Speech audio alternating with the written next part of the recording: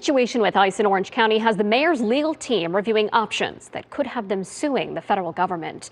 The problem is an overflow of detainees at the jail. West 2's Greg Fox is live at the jail on 33rd Street. Greg, we've been monitoring those numbers this month. They've gone way up. They have been going up very sharply, roughly 4 times the number that they had just a month ago in December here daily at the Orange County Jail.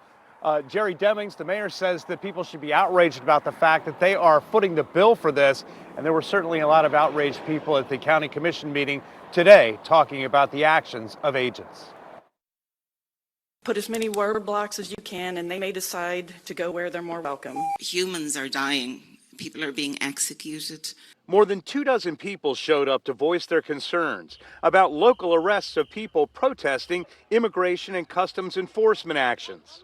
And around the country where agents have fatally shot 2 people and chaotic encounters have drawn locals into confrontations with federal officers. What we are seeing happening across the country with ICE is despicable. Mayor Jerry Demings, a former sheriff and police chief, not only criticized ICE actions as the likely result of poor training, he also announced that he's directed county legal staff to address the fast-growing problem of handling ICE detainees at the county jail. They are not adequately reimbursing us at this point for holding the inmates that we have been holding. Under the Intergovernmental Service Agreement with the U.S. Marshal Service, the federal government pays a reimbursement rate of $88 per inmate per day.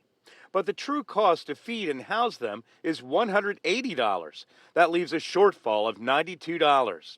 And it's adding up. As of Tuesday morning, there were 143 ICE only and 194 ICE detainees with local charges, 337 total. It is unfair to local governments to put the burden of holding ICE detainees on our local governments. That has to change. It's getting worse for local taxpayers footing the bill. ICE can't deport people fast enough, so many inmates are being rebooked into the jail. The mayor's legal team is considering bringing a lawsuit against the federal government for breach of the IGSA contract. And Mayor Demings said today that he expects to have an update on the exploration of potential legal action coming up at the county commission meeting on February 10th.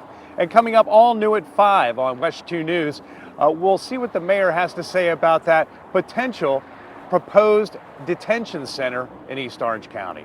Covering Orange County live in Orlando, Greg Fox, West 2 News.